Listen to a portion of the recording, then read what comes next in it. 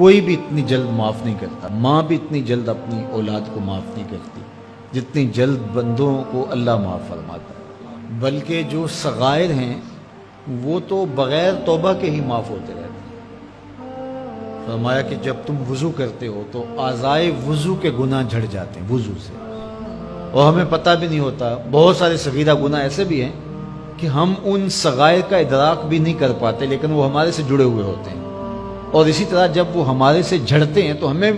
ادراک بھی نہیں ہوتا کہ وہ ہمارے ساتھ جڑے تھے اور ہمارے سے دور بھی ہو گئے اور ہمیں پاک صاف کر دیا گیا۔ ایک نماز سے دوسری نماز تک کا وقت درمیان کے اندر ہونے والے گناہوں کا کفارہ ہے، ایک جمعہ دوسرے جمعے تک، ایک رمضان دوسرے رمضان تک گناہوں کا کفارہ ہے۔ تو یہ اللہ کی کرم نوازیوں کے اعلان ہے، بلکہ فرمایا ہم نے تم کو جو بڑے گناہوں سے منع کر رکھا ہے، اگر تم ان گناہوں سے اپنے آپ کو بچا لو تو ہم اس کے صلے کے اندر تمہارے چھوٹے گناہ ویسے ہی معاف کر دیں۔ ایک تو ہے کہ تم وضو کرو گے تو جھڑیں گے، ایک تو یہ ہے کہ تم کچھ اعمال کرو گے تو اس کی برکت سے یہ گناہ ساتھ جھڑ جائیں گے، لیکن اگر تم بڑے گناہوں سے بچتے رہو گے تو ہم تمہاری اس بات کا اعزاز تمہیں دیتے ہوئے کہ تمہیں اللہ کے حکم کا پاس ہے اور تم بڑے گناہوں سے بچ رہے ہو، اور جو چھوٹے گناہ تم سے سرزد ہو گئے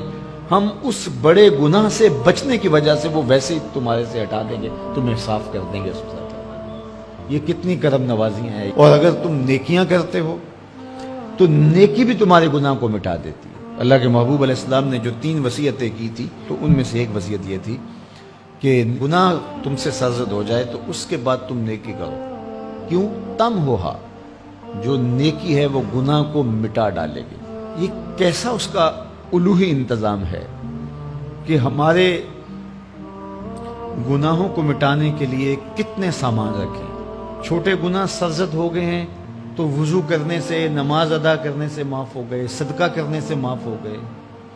کسی کو مسکرا کر ملنے سے معاف ہو گئے، رستے میں پڑی ہوئی چیز ہٹا دی تو اس سے معافی ہو گئی، دروشی پڑا تو گناہ معاف ہو گئے اور خطائیں دھل گئیں اور درجات بلند ہو گئے،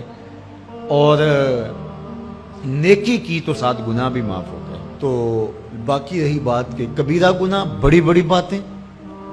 تو شرک سے بڑی بات تو کوئی نہیں ہے، سب سے بڑا گناہ تو شرک ہے، لیکن اگر بندہ توبہ کر لیتا ہے تو اللہ شرک کو بھی معاف کر دیتا ہے۔ ایمان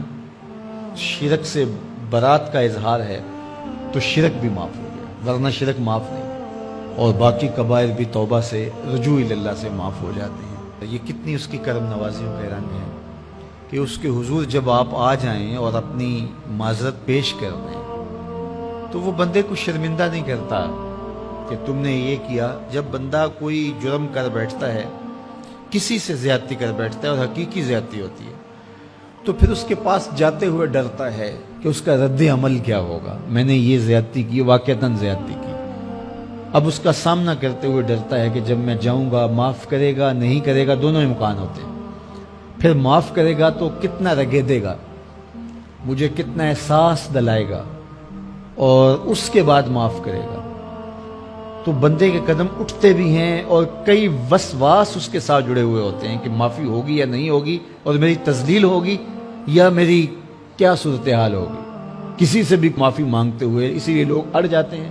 بعض اوقات وہ جانتے بوجھتے ہوتے ہیں کہ ہم نے یہ زیادتی کی ہے، اپنے بھائی کا دل دکھایا ہے، حق مارا ہے، زیادتی کی ہے، لیکن وہ اس احساس سے بچنے کے لیے تو پھر آہستہ آہستہ آہستہ آہستہ وہ اس کے عادی ہو جاتے ہیں۔ لیکن آپ اور میں گناہ کرتے ہیں تو گناہ کرنے کے بعد جب خیال پیدا ہوا کہ معافی مانگنی چاہیے، تو جب ہم وضو کر کے قدم اٹھاتے ہیں توبہ کے لیے تو ہمیں کوئی ایسا وسوسہ نہیں ہوتا کہ وہ معاف نہیں کرے گا، بلکہ حضرت داتا گنج بخش علی حجویری علیہ رحمہ کشف المعجوب میں ایک بزرگ کا قول نقل کیا کہ جس نے توبہ کی اللہ نے اسے معاف کر دیا، تو پھر ایک دوسرے بزرگ کا قول پیش کیا، کہا نہیں ایسا نہیں ہے کہ جس نے توبہ کی اللہ نے اسے معاف کر دیا، بلکہ یہ ہے کہ جس کو اللہ نے معاف کرنا تھا اس کو توبہ کی توفیق دے۔ وہ خود کہتا ہے نا کہ توبو الی اللہ، میری طرف آؤ، رجوع کرو اور میری طرف آ کے اپنے گناہوں کی معافی مانگو، تو اللہ توبہ کے لیے بلا رہا ہے، تو جب بلا رہا ہے تو اس کا مطلب ہے معاف کر دیا تو بلا رہا ہے نا۔ اب اگر اس کے باوجود بھی کوئی نہیں آتا تو پھر اس کی حماقت اور اس کی بے وقوفی ہے.